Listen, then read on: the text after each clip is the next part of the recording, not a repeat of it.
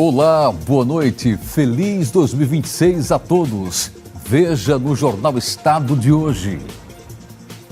Férias de janeiro, Detran Pernambuco traz orientações para pegar a estrada com segurança. PRF também traz um alerta para quem vai viajar nesse início de ano. A fadiga ao volante é uma das principais causas de acidentes. Contas de início de ano. Trabalhadores pretendem recorrer ao empréstimo consignado CLT e ao saque aniversário do FGTS. Especialista fala da aposentadoria especial para profissionais de limpeza. Campanha Anjos sobre Rodas. Mais de 100 crianças estão na fila por uma cadeira de rodas adaptada. Essas e outras notícias agora no Jornal Estado.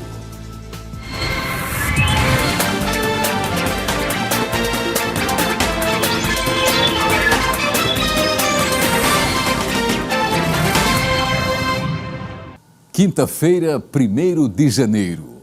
Nós começamos essa edição do JE trazendo dicas importantes de como pegar a estrada com segurança nesse período de férias em que muitas famílias estão se preparando para viajar.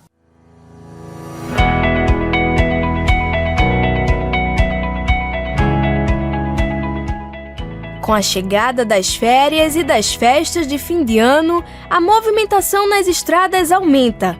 E também a expectativa por dias de descanso.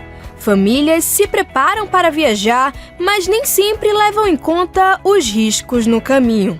E você, está se preparando para pegar a estrada? Saiba que alguns cuidados precisam ser redobrados. Pesquisas apontam que milhões de pessoas devem viajar para destinos de pelo menos 80 quilômetros de distância de casa. E um dos principais meios de transporte é o carro. Quando se fala em estrada, todo cuidado é pouco. É importante estar atento a tudo, principalmente a alguns equipamentos que precisam de revisão.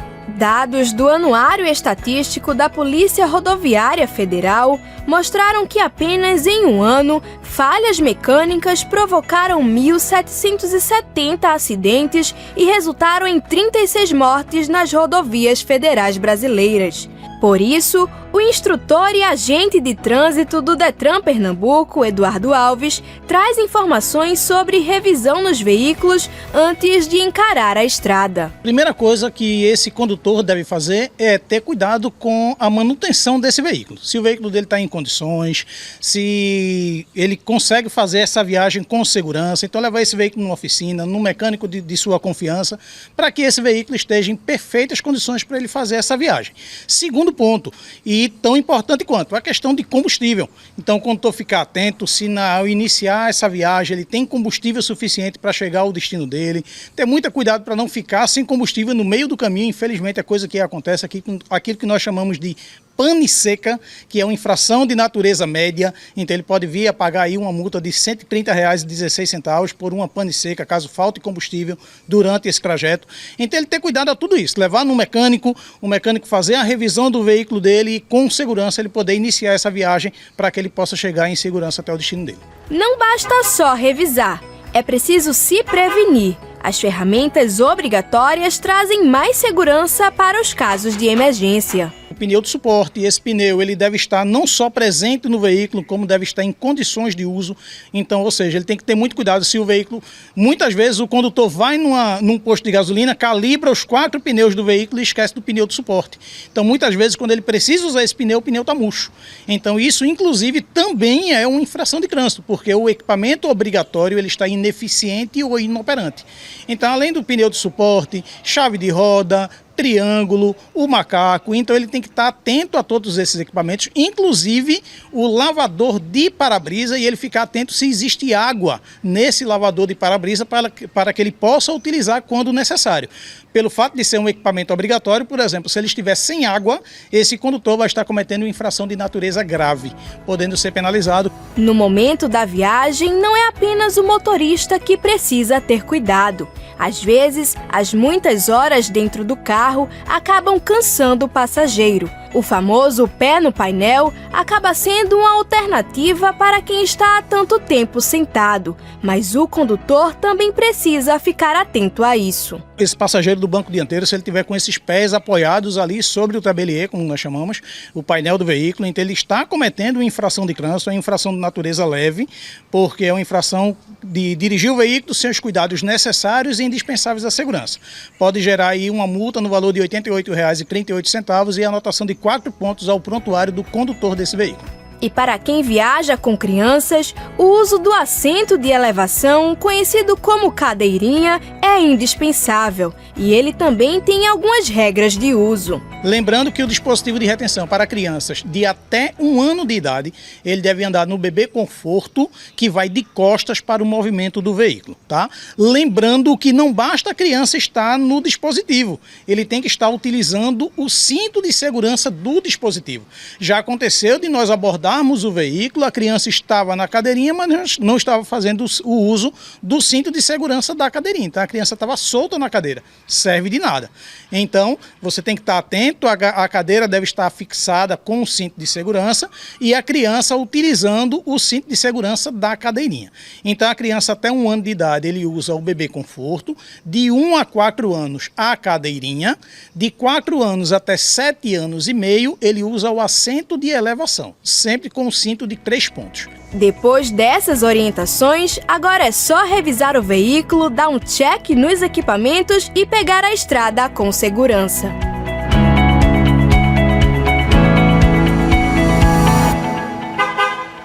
A Polícia Rodoviária Federal também traz um alerta para quem vai pegar a estrada nesse início de ano. A fadiga ao volante é uma das principais causas de acidentes nas rodovias brasileiras. Bocejos frequentes, piscadas lentas, dificuldade de manter os olhos abertos e a cabeça erguida são alguns indícios de que o corpo precisa de descanso. Os sinais de fadiga ao volante são claros, mas muita gente insiste em ignorar. Algumas dicas são valiosas para os motoristas, como destaca o assessor de comunicação da Polícia Rodoviária Federal, João Paulo Lustosa. Que antes de pegar a direção do veículo, tenha uma boa noite de sono. Não é recomendável que depois de uma noite de sono ruim, de dormir poucas horas, o condutor pegue o volante e saia dirigindo. Segundo, que a qualquer momento, quando perceber uma sonolência, um cansaço, uma vista turva, embaçada, ele pare imediatamente o veículo em um local seguro para que possa lavar o rosto, descansar, se restabelecer, se for o caso até tirar uma soneca antes de pegar novamente a estrada. A recomendação é parar para descansar, alongar as pernas e beber água. Para veículos de grande porte, como carretas, bitrens, ônibus, existe a lei do descanso, que estabelece que a cada 5 horas e meia de condução, o condutor ele deve parar por 30 minutos para se restabelecer.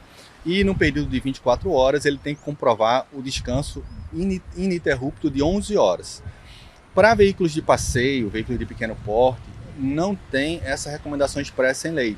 Porém, por analogia, nós podemos dizer que a cada 4, 5 horas e meia, o condutor dê uma parada, estique as pernas, lave o rosto, se restabeleça, digamos assim, para que possa voltar a dirigir de forma segura. E a qualquer momento que sentir que veio a fadiga, veio o cansaço, ele deve procurar um local seguro, um posto de combustível, uma cidade, um perímetro urbano de uma cidade para fazer a parada. E não quando já está no limite, quando já está piscando ali, porque aí já está muito perigoso. O motorista também deve evitar dirigir após refeições pesadas ou usar medicamentos que causem sonolência. A fadiga compromete os reflexos e a tomada de decisões, reduzindo a capacidade de reagir a imprevistos. Quando é constatado que o condutor realmente dormiu, não há sequer marca de frenagem, indicando uma reação do condutor.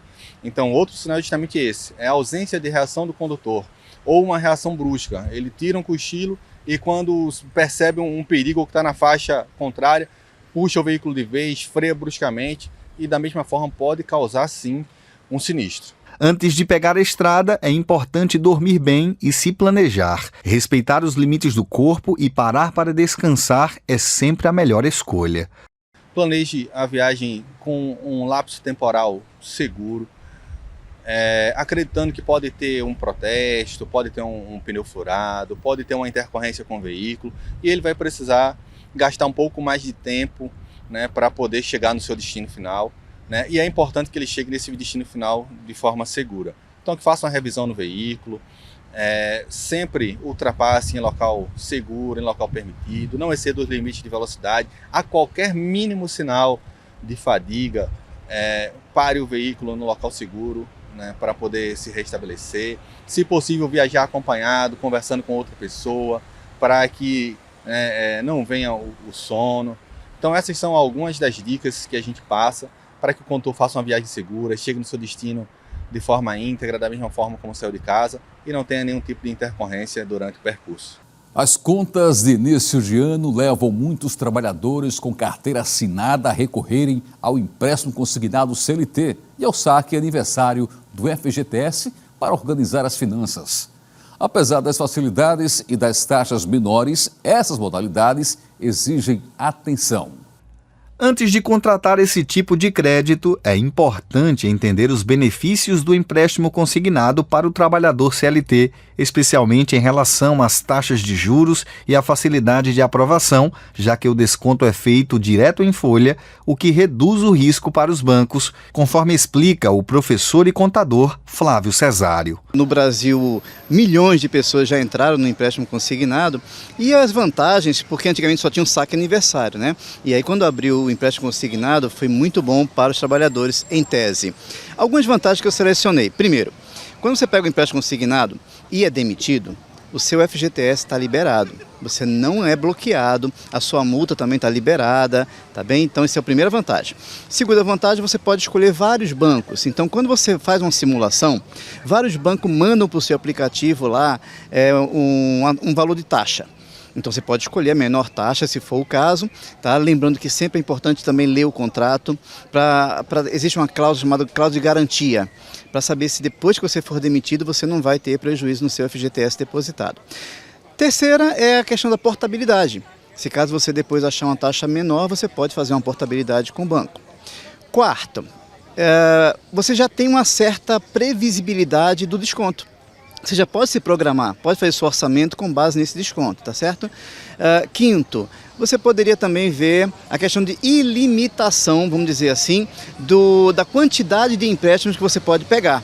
Agora, existe um limite da sua renda, mas você pode pegar 10 empréstimos, 5 empréstimos, quanto você quiser. Antes de assumir esse compromisso, é necessário verificar se a parcela cabe no orçamento e analisar bem as taxas e o impacto do desconto. 2 cuidados, tá? Primeiro cuidado, olha a taxa.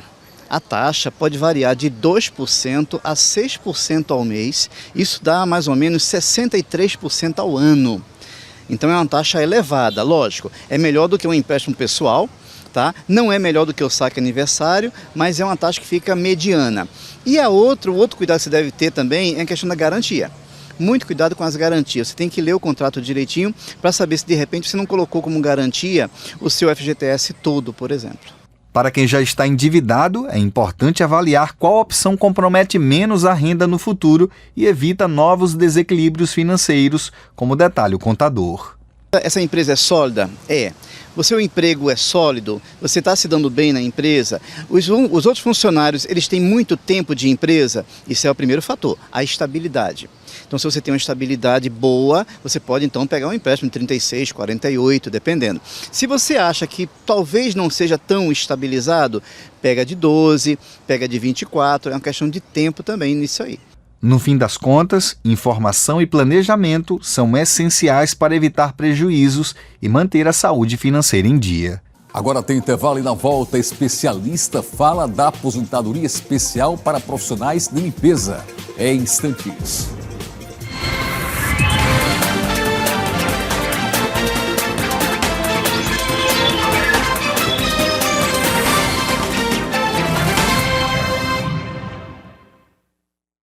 Muito bem, já de volta. Feliz Ano Novo a todos.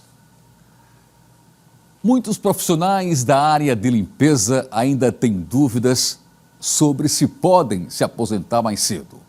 Especialista explica que, dependendo das condições de trabalho, o direito à aposentadoria especial pode sim ser garantido. Especialistas explicam que quem trabalha com limpeza está sujeito a produtos químicos e, em alguns casos, até mesmo a riscos biológicos. Isso é muito comum entre profissionais que atuam em hospitais, clínicas e ambientes de saúde. Nesses locais, o contato frequente com substâncias perigosas e resíduos contaminados pode garantir o direito à aposentadoria especial, como explica o advogado Ney Araújo. Para a aposentadoria do auxiliar de limpeza, é necessária a comprovação de exposição contínua aos agentes nocivos. A comprovação se dá por meio do PPP, de fornecimento obrigatório pelo empregador. O advogado ainda destaca que há uma regra específica para quem começou a contribuir após a reforma da Previdência. É exigido 25 anos de contribuição em atividade insalubre e 60 anos de idade. Já na regra de transição, são exigidos 86 pontos, que é a soma da idade com o tempo de contribuição, sendo que deve haver 25 anos em atividade insalubre. Para ter direito à aposentadoria especial, é fundamental comprovar as condições de trabalho. Documentos, laudos e registros da empresa ajudam a garantir o benefício e evitar problemas no futuro. Falando agora em saúde, o transtorno bipolar é uma doença que altera o humor de forma intensa, entre fases de elevada euforia e períodos de profunda tristeza. O pior é que a condição ainda é marcada por desinformação e preconceito. O transtorno bipolar, marcado por alterações intensas de humor, costuma começar com sinais discretos, mas que já interferem no comportamento e na rotina. Para entender como esses primeiros indícios aparecem, a psicóloga Edilka Marques explica como identificar os primeiros sinais que podem indicar o transtorno. A primeira coisa que a gente observa são os episódios maníacos ou hipermaníacos do paciente, né? O sono desregularizado, uma energia fora do contexto, fora do padrão. A bipolaridade tem fatores que precisam ser estudados, mas as maiores possibilidades quando chega no consultório que a gente observa é humor, energia e comportamento. Em muitos casos, é a família que primeiro percebe os sinais da bipolaridade e as mudanças bruscas provocadas pelo transtorno. Diante dessa percepção, a psicóloga destaca o papel fundamental da família no acolhimento e na hora de buscar ajuda profissional. A família ela tem um papel essencial, porque ela funciona como uma chave, que ela vai começar a abrir caminhos e conversar com a família e entender que o padrão de comportamento foi alterado, o padrão de humor foi alterado e a energia da pessoa também já não é mais a mesma. Então, às vezes a própria pessoa ela não percebe, mas quem está ao redor percebe. O papel da família é essencial, não como um ato de crítica, mas como um ato de ajuda a esse paciente. Depois do diagnóstico, o tratamento pode reorganizar a rotina do paciente, orientar novos hábitos e até administrar o uso de medicamentos, como explica a psicóloga. Qualquer diagnóstico vai mudar de forma muito diretiva a rotina desse paciente. Quando a gente fala da bipolaridade, a gente vai ter que contar com a psiquiatria. Não só com a psicoeducação, nem com a psicoterapia. Então, quase sempre a psiquiatria entra com os medicamentos. O paciente é muito resistente. Tem pacientes que são muito resistentes a medicamento. Mas o medicamento vem para ajudar. O medicamento vem para auxiliar, porque não é só uma questão mental, mas corpórea. Em um transtorno que exige cuidado contínuo, profissionais especializados ajudam a monitorar sintomas e a ajustar o tratamento. A psicóloga também explica qual é o papel desse acompanhamento profissional. A gente começa com a psicoeducação, vendo todo o histórico anamnésico desse paciente e o que precisa ser alterado ou visto que está causando aquilo ali. Então, é uma psicoeducação, uma boa alimentação, exercício físico, harmonia com a família, porque são gatilhos bem essenciais. E também o monitoramento. Esse paciente ele precisa ser monitorado. E aí a gente entra com a psicoterapia para fazer esse monitoramento junto com a família. Qualquer mudança de humor frequente, intensa ou fora de padrão merece atenção. Procurar ajuda especializada é essencial para garantir estabilidade, acolhimento e qualidade de vida no enfrentamento do transtorno bipolar. Ainda falando em saúde, com números cada vez mais altos, a trombose segue como um desafio aqui no Brasil. A formação de coágulos que bloqueiam o fluxo sanguíneo em veias ou artérias pode estar ligada a uma série de fatores, como idade, histórico familiar, obesidade e outros fatores. Quem explica como a trombose se desenvolve no organismo é o cardiologista Antônio Estênio. Você tem dentro do sistema cardiovascular, o coração é uma bomba, então dentro dos vasos você tem os elementos chamados células, você tem hemácias que conduzem o oxigênio, você tem as células de defesa, os leucócitos, tem as plaquetas e o plasma. Então quando você tem um fluxo sanguíneo normal, você tem o funcionamento normal das artérias e das veias. Agora, quando você tem um processo obstrutivo, qualquer lesão na parede do vaso, que é chamado de endotélio, aí você vai formar o coágulo, formar o trombo. E esse trombo ele vai dificultar o fluxo sanguíneo. A doença não acontece por acaso e conhecer os fatores de risco pode ser decisivo na prevenção. Estilo de vida e até longos períodos de inatividade estão entre os elementos que merecem atenção. Então, se o paciente, por exemplo, ele tem uma vida sedentária, o paciente que fez uma cirurgia ortopédica e vai passar um bom tempo ali no leito do hospital, também facilita o aparecimento dessa estase sanguínea. A mulher que usa anticoncepcional, pacientes que têm algum trauma nos membros inferiores, então isso aí vai facilitar a lesão do endotélio e aí o organismo ele vai tentar resolver essa lesão na parede do endotélio, que essas células que formam ali o arcabouço dentro do vaso, para que não aconteça o sangramento, não é? Aí você vai ter a formação do trombo, que são células que vão se juntar e vai evitar estancar esse sangramento para que isso não aconteça um acidente maior dentro do vaso e comprometa o órgão. Embora muitos casos sejam silenciosos, o corpo pode dar sinais importantes de que algo não vai bem. Reconhecer esses sintomas é fundamental para buscar a ajuda o quanto antes, destaca o cardiologista. O paciente, por exemplo, começa a desenvolver uma dor nos membros inferiores. Observem que essa dor ela pode estar também relacionada ao aparecimento de uma vermelhidão, o edema, dor, edema e a temperatura, o rubor. Ali você vai ter a temperatura nessa região dos membros inferiores. Provavelmente aí você pode estar tendo um trombo e nos membros inferiores a gente sabe que existe o segundo coração. Você tem um coração na região do tórax, na região do pré-córdio, mas as panturrilhas elas são fundamentais para o retorno venoso. Então, se as panturrilhas estão funcionando bem, então você vai ter um retorno venoso que vai estar evitando a formação desse coágulo. Prevenir também passa por escolhas diárias. Manter hábitos saudáveis pode fazer diferença tanto na circulação quanto na saúde geral do organismo. Então você tem que procurar realmente ter uma vida mais saudável. Hoje em dia, você sabe que a vida é movimento. Então você não pode ficar parado, você não pode ter uma vida sedentária. Pelo menos você procura todos os dias fazer 30 minutos de exercício físico, ou você fazer 1 hora a 3 vezes por semana, ou todo dia, de segunda a sexta. O total mínimo para você ter realmente benefício no seu organismo é pelo menos 150 minutos por semana. Você controla melhor a frequência cardíaca, controla melhor a pressão arterial, você controla melhor a glicose, o colesterol, você libera neurotransmissores que dá prazer, que é a serotonina, a dopamina, e aí você, tendo esse exercício físico regular, é fundamental. Alimentação, uma alimentação rica em frutas, verduras, em grãos, usar, por exemplo, o azeite extra virgem, né? Você procurar fazer uma alimentação maior de manhã, meio-dia e à noite menos, e você vai ter realmente como evitar o estresse. Cuidar da circulação e estar atento aos sinais fazem toda a diferença para evitar complicações graves. Procurar orientação médica são atitudes fundamentais para garantir o bem-estar. A Fundação Tino Ventura traz um apelo urgente. Mais de 100 crianças estão na fila por uma cadeira de rodas adaptada. O equipamento é essencial para a mobilidade, o conforto e a continuidade da reabilitação das crianças em tratamento.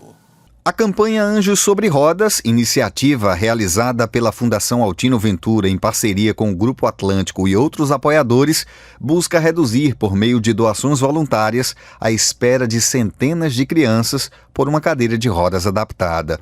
Mas, apesar do esforço coletivo, a demanda ainda é muito maior que as doações recebidas e muitas crianças continuam aguardando. O gerente administrativo da FAV, Igor Moura, fala sobre a importância dessas cadeiras para o desenvolvimento das crianças. A cadeira ela tem uma grande importância, primeiramente, a questão do deslocamento, né? A gente tem retratos no passado que essas mães traziam seus filhos para uma área vamos supor, uma área rural para uma rodovia, ou uma área urbana para uma área principal, onde se tenha trechos de ônibus de atendimento, traziam seus filhos num carro de mão.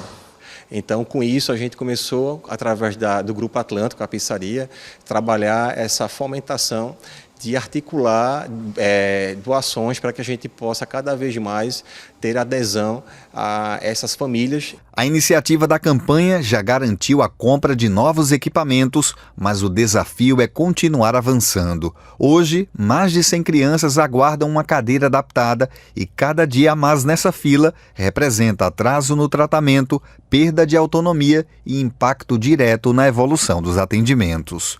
Hoje a nossa fila de espera atualizada, chegamos a 110 pacientes necessitando, porque não é a cadeira normal. É uma cadeira que necessita de uma avaliação do fisioterapeuta para que ele possa fazer a medição da estrutura física e como esse paciente se apresenta, o seu quadro clínico, para que ele possa se acomodar melhor nessa cadeira, diminuir suas dores e ter uma qualidade de vida. Então a gente sempre reforça a sociedade dessa importância dessa adesão. A Fundação reforça que qualquer ajuda faz diferença. As doações podem mudar a realidade de crianças e mães que dependem desse equipamento para ter qualidade de vida e avanço terapêutico, como ressalta o gerente administrativo da FAV, Igor Moura. Então a gente faz um apelo para que a gente possa cada vez mais crescer e quando a gente chegar em 2026, nesse mesmo período, quero receber vocês aqui para a gente prestar conta desse recurso que é aportado aqui na Fundação. Porque tenha certeza que esse recurso, o retorno, se chama vida. Quem quiser ajudar a campanha Anjos sobre Rodas pode fazer uma doação diretamente para a Fundação Altino Ventura através da chave Pix CNPJ 10 667 814 4000 ao contrário -80. Com qualquer valor, você contribui para garantir as cadeiras adaptadas que mais de 100 crianças ainda esperam receber. O primeiro Jornal Estado de 2026 vai ficando por aqui. Voltamos amanhã, às 6 horas da noite, com mais uma edição do JE. Mas às 15 para as 11 da manhã, tem o Giro da Notícia com a Thalita Belo. A todos, então, um excelente ano novo e até lá.